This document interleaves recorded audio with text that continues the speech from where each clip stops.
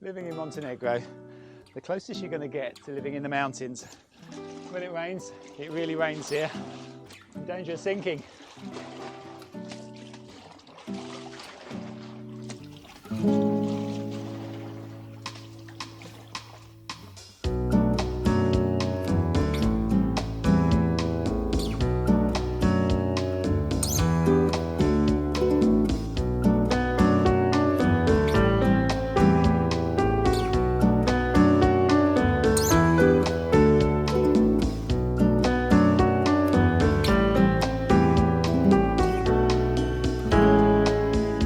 Hello and welcome to Montenegro, and don't be fooled by the lovely weather we're having today. It really has been raining and our dinghy really did fill up.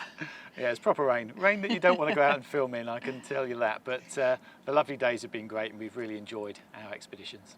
And we've gone inland. I hope you like the film.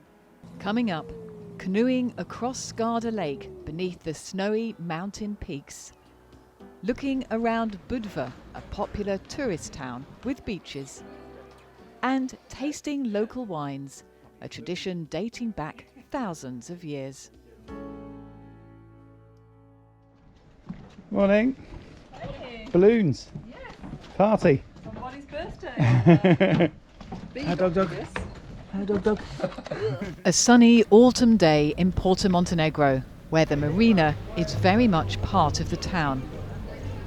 Walking along the seafront, there are cafes, a couple of hotels, as well as shops and markets, and a growing number of cruisers. So we are looking forward to spending the winter here, and there are plenty of other boats coming. I reckon there's about, what would you say, 25 or About so? 25, I reckon. Yeah, winter community is really building up. And yeah, the marina here are very sort of proactive in trying to get things going as well, little events, which is really nice. Because they've always had the crews from the super yachts, haven't they? Yeah. So they're kind of used to entertaining people through the winter. But there was one thing when we were here last summer that we did think was missing, and they've put that right. Yeah, what's it? Oh, the glamour of living on a boat. But actually this is a pretty smart laundry room. Okay, that's number 3. Return and go. And when it's done, we can go out on a trip. In 20 minutes or so, we are up in the hills. And when you mention wine tasting, there are always other cruisers who are happy to join you. Funny that. So we take a minibus to a small village where wine has been made for centuries, and wine tasting is an art.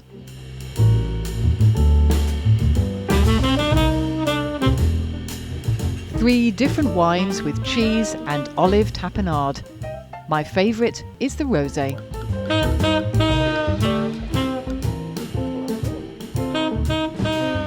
This is the region of the red wine, so usually people only think about the red wine and very heavy alcohol, 13, 14, 15%. So 12.5 is like a joke, but I would say that this wine, it's rather this tart taste, refreshing lemony taste, than the alcohol, which is not so important for this wine. Misko and his family have been making wine here for 8 generations. They produce about 3,000 bottles a year. And most of the local winemaker and the people only make the red wine using that grape. But my idea and our idea in the family is also try and to make the rosé wine. And you see, this is the result. The wine which is more intensive color but also more intensive taste as well. So this wine is from the last year, and again 12.5 alcohol like the previous wine. And this is the product of just a 20 or 30 minutes of the maceration. So extraction, it's enough to release this amount of color. And you'll notice in the red wine how dark it is actually. So it's actually impossible to make from that grape the French style rosé. So this is local style rosé. Nice. Yeah, you like it? Oh yes. Thank you. That's lovely. Really nice. Porto Montenegro is ideally placed for trips to the mountains, so while the sun shines, we take advantage of a hire car. On day one, we head south to the seaside town of Budva. Budva is one of Montenegro's oldest towns, built by the Venetians in the 5th century BC.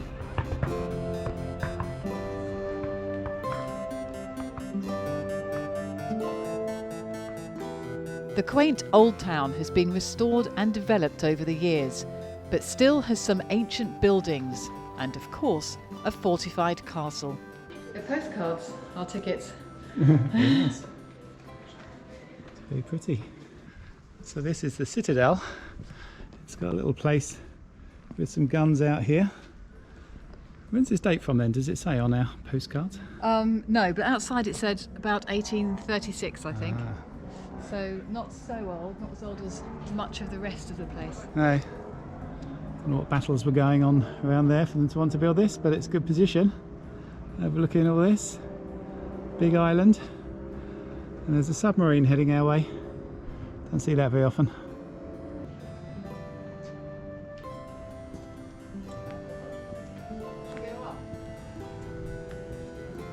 An impressive library is part of the museum here, but the real attraction is the view from the top. I think this is what makes Budva so popular as a tourist destination. You have the sea and the harbour, and then you have the old town. And then over there you have the beach with the restaurants that come right down onto the waterfront.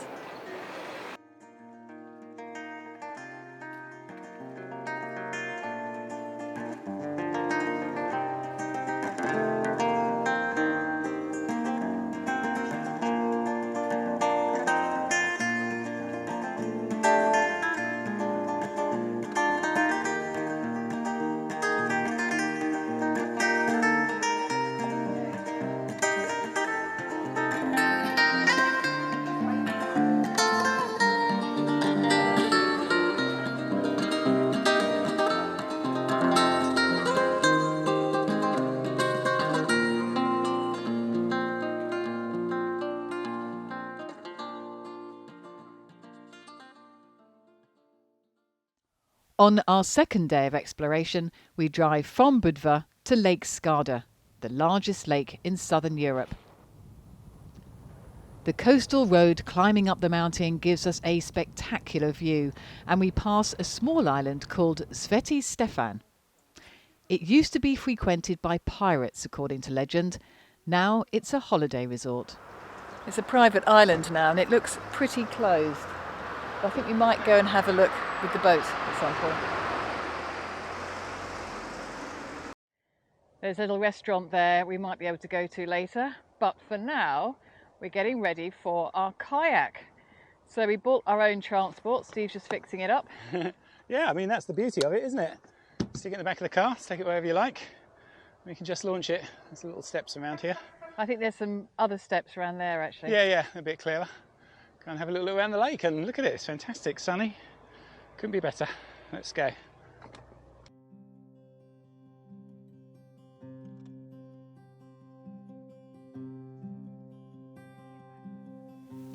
There's been so much rain lately, the walkway provides a perfect slipway. Lovely. Let's go.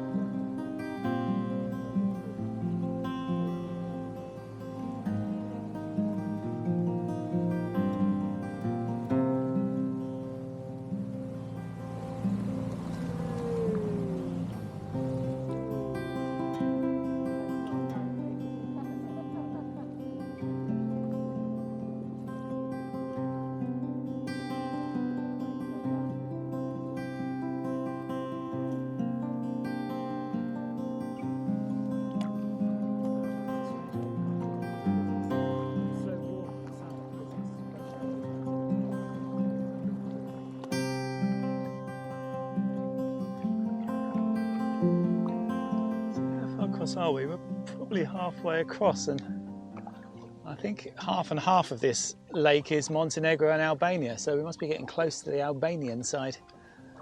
So those snowy mountains are in Albania. Yeah, all this side, all Albania.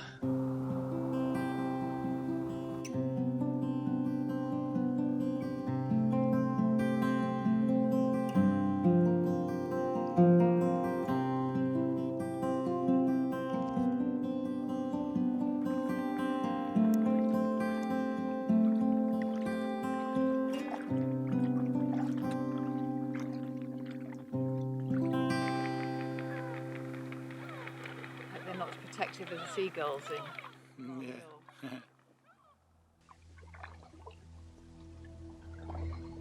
So legend has it that this prison was occupied by people who couldn't swim. They used to just put non-swimmers there, that's the story we heard, and they only had one guard because none of them could escape until the day came when they killed the guard, knocked down the big wooden door and used it as a raft to escape, and it hasn't been used since. Wouldn't you just tell a fib and say, yeah, I can't swim, but in fact you could? Maybe they thought it was a trick question, I don't know. Maybe they just chucked them in and see how well they did. But Yeah. Strange place. It is strange. I think the entrance might be round the back. I'm going to keep going round. Okay. Yeah. It doesn't appear to be, does there? No. Oh well, sort of, maybe. Maybe it was here. Behind there, the tree. These trees are grown up. Well, it's that time of year again where I've got quite a few tedious jobs to get done. I've got the deck to do a lot of stuff with the screws with. I've got a lot of varnishing to do, so I've got my ears in. I can zone out a little bit, just listen to podcasts. So I wanted to give a quick tip of one that I've found, a new one. It's Andy H, who you might have known, who does the Ocean Cruises podcast, which is talking to all the us YouTube channels. He's interviewed most YouTube channels. He did us a couple of years ago. Now he's got a new one called The Admiralty. He's joined up with a few other people doing boat reviews. Now it's a very sort of Top Gear style of stuff, even more irreverent than us, so he'll get into lots of trouble, I know, because we get lots of comments about the boat reviews that we do, with people saying, oh well, that's, people have their own ideas, and it is just our opinions. His are the same, and he'll be the first to say it's his opinion on what he wants for a boat, but it's sort of looking at the same things as we are. A boat for cruising, which it's got to do certain things well, be comfortable, store all your worldly goods, all that sort of stuff. So it's with that in mind. So if you're into that sort of thing, have a look. I'll put the link in the description. Our final trip this episode is in the other direction, through the switchbacks and up into the clouds. Really clear air. I mean, look at that view. It's absolutely fantastic, isn't it? It is. It's beautiful and fresh, just a little bit crisp and clear because it's been so cloudy over the past couple of days and it's been raining. Yeah, you can see right the way out. So the open sea, that's the entrance just there. You've got the Porto Montenegro just there, and you can come right around to this inner bay, which is where Kotor is. And there's a little mountain sort of restaurant-y thing here, but unfortunately it's closed today, so we can't get a cup of coffee. But we're going to find a nice walk. We are. I'm surprised it's closed. Loads of people have been coming. Yeah. Fresh mountain air and autumn colours, and quite a good path for a hike.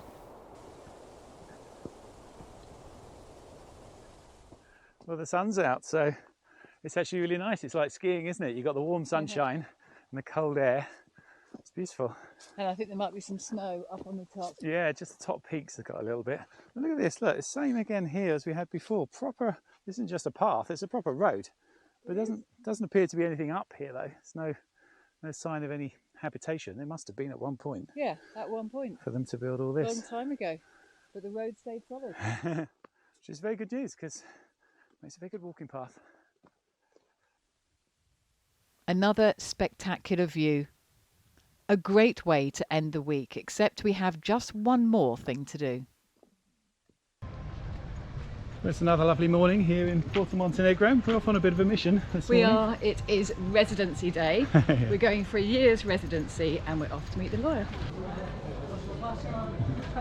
Well, there's a bit of a queue here, but we can jump the queue, I gather, on Monday. Yeah. I'll sort it out before they open on Monday, and then you will just come for a photo and fingerprint. So we will avoid this big queue, because this will be the case every day now. From now, as only one person is there working. Okay, so we get here, what, early? Yeah, 10 to 8 in the morning on Monday morning. Okay, 10 to 8 Monday morning. Yeah. It's late. Okay. Thanks. Well, that's great. Seems like they've got a man that does it all for you. Yep, just an early start on Monday. Yeah.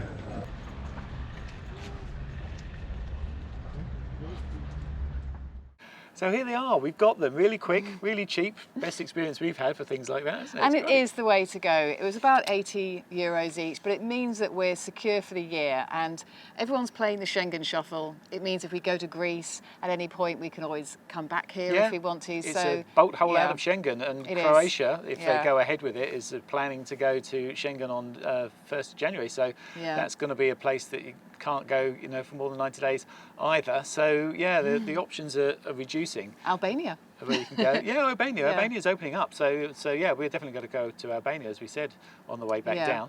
down. But yeah, we want to do a little bit more sailing out here. We've got Yeah. a few nice days. I do need to do some more boat jobs. We've got Jade coming today to do the rigging, to have a little look Yeah. at our rigging for the first time. So we're fingers crossed that there's not too much to do with that. There are a few things I do have to do. You saw me doing the deck there. I'm trying to go Yeah. through and seal up any little the screw holes that the plugs are coming out of, or they sort of get a bit thin, because you do sort of start getting water underneath and it finds its way in. We've got about 3 drips. You'll find first rain of the season, 'cause it's been such, we haven't had rain for like 9 months through the summer, and now you got soaking wet decks, and it just goes through any little gap that's there. And there are when the wood's places you shrunken. can't sit without a little bowl in front of you. There's a to couple of little collect the drips, which I will find.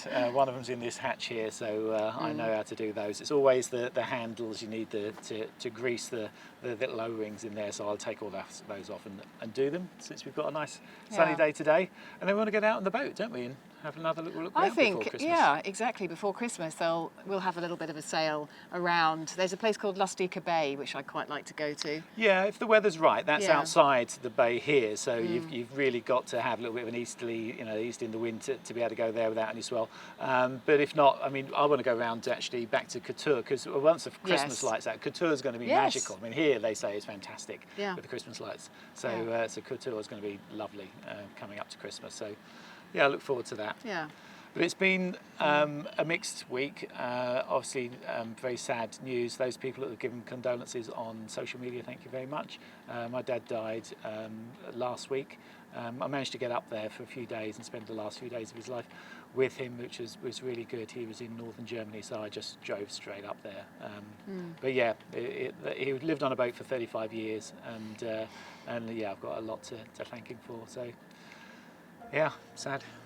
It is. So thank you to our patrons, thank you to our subscribers, and thank you for watching. And here's you and Ernie Holloway. Emilka.